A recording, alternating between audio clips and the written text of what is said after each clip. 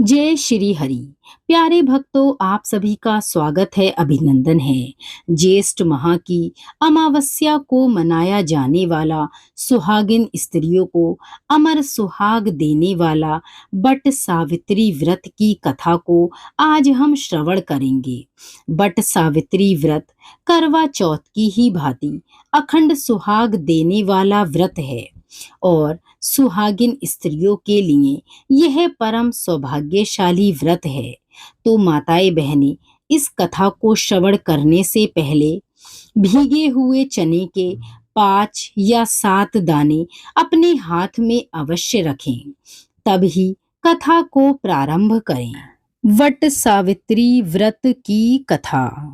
विवाहित महिलाओं के बीच अत्यधिक प्रचलित ज्येष्ठ कृष्ण अमावस्या के दिन आने वाले सावित्री व्रत की कथा।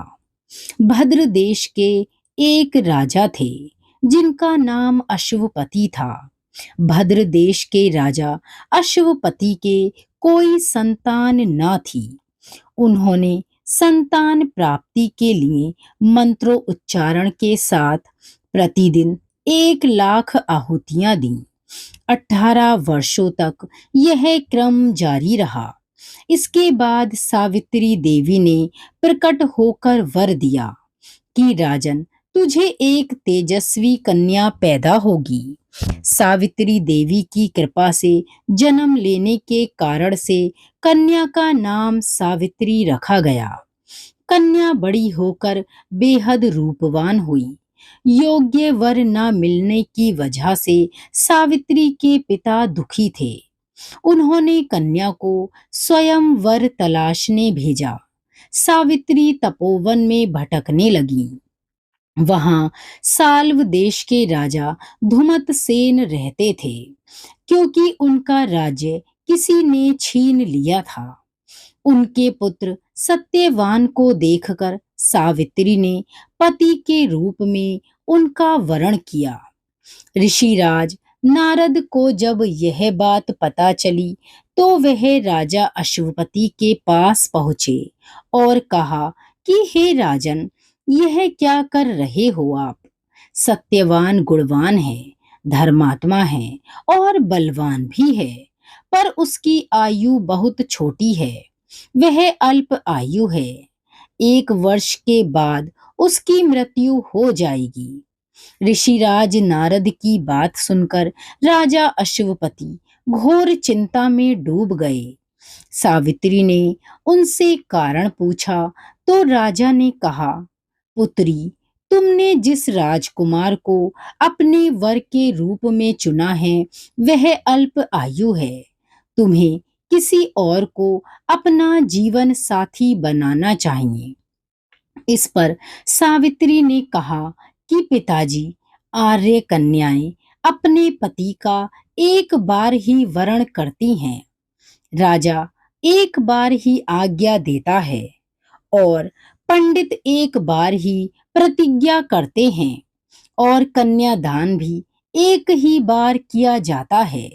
सावित्री हठ करने लगी और बोली, मैं सत्यवान से ही विवाह करूंगी। राजा अश्वपति ने सावित्री का विवाह सत्यवान से कर दिया। सावित्री अपने ससुराल पहुंचते ही सास ससुर की सेवा करने लगी। समय बीतता चला गया। नारद मुनि ने सावित्री को पहले ही सत्यवान की मृत्यु के दिन के बारे में बता दिया था। वह दिन जैसे जैसे करीब आने लगा, सावित्री अधीर होने लगी। उन्होंने 3 दिन पहले से ही उपवास शुरू कर दिया। नारद मुनि द्वारा कथित निश्चित तिथि पर पितरों का पूजन किया। हर दिन की तरह सत्यवान उस दिन भी लकड़ी काटने जंगल चले गए।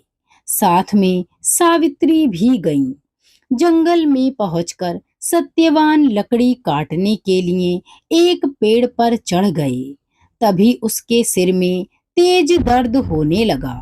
दर्द से व्याकुल सत्यवान पेड़ से नीचे उतर गए।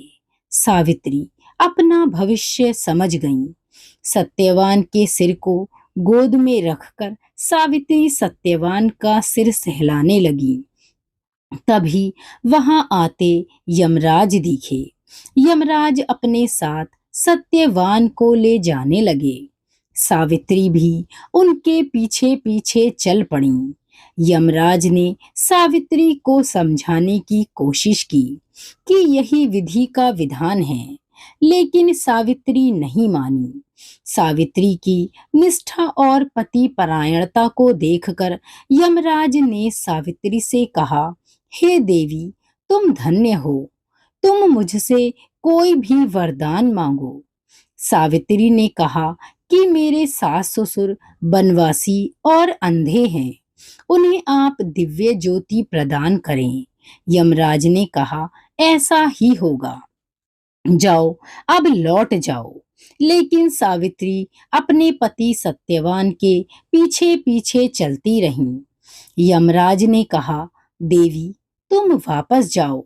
सावित्री ने कहा, भगवान, मुझे अपने पतिदेव के पीछे पीछे चलने में कोई परेशानी नहीं है। पति के पीछे चलना मेरा कर्तव्य है। यह सुनकर उन्होंने फिर से उसे एक वर मांगने के लिए कहा। सावित्री बोली, हमारे ससुर का राज्य छिन गया है, उसे पुनः वापस दिला दें। यमराज ने सावित्री को यह वरदान भी दे दिया और कहा, अब तुम लौट जाओ। लेकिन सावित्री पीछे पीछे चलती रही। यमराज ने सावित्री को तीसरा वर मांगने को कहा। इस पर सावित्री ने 100 संतानों और सौभाग्य का वरदान मांगा। यमराज ने इसका वरदान भी सावित्री को दे दिया। सावित्री ने यमराज से कहा कि प्रभु, मैं एक पतिव्रता पत्नी हूँ और आपने मुझे पुत्रवती होने का आशीर्वाद दिया है। यह सुनकर यमराज को सत्यवान के प्राण छोड़ने पड़े। यमराज अंतर ध्यान हो गए और सावित्री उसी वट वृक्ष के पास आईं, जहां उसके पति का मृत शरीर पड़ा था। सत्यवान जीवंत हो गया और दोनों खुशी खुशी अपने राज्य की ओर चल दिए। जब दोनों घर पहुंचे तो देखा कि माता पिता को दिव्य ज्योति प्राप्त हो गई है।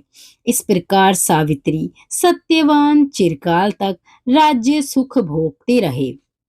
अतः पतिव्रता सावित्री की अनुपम ही प्रथम अपने सास ससुर का उचित पूजन करने के साथ ही अन्य विधियों को प्रारंभ करें। वट सावित्री व्रत करने और इस कथा को सुनने से उपवासक के वैवाहिक या जीवन साथी की आयु पर कभी किसी प्रकार का कोई भी संकट आया भी हो तो वह टल जाता है। बोलिए वट सावित्री व्रत कथा की जय। तो माताओं बहनों को अगर ये कथा अच्छी लगी हो तो इसे लाइक और शेयर जरूर करें। कथा सुनने के पश्चात आरती अवश्य करें और भोग लगाएं और सावित्री माँ का मन ही मन ध्यान करके अपने सुहाग का वरदान मांगे कि माँ हमें भी अटल सुहाग की प्राप्ति हो। बोलिए बट सावित्री व्रत कथा की जय। बट सावित्री की जय। धन्यवाद।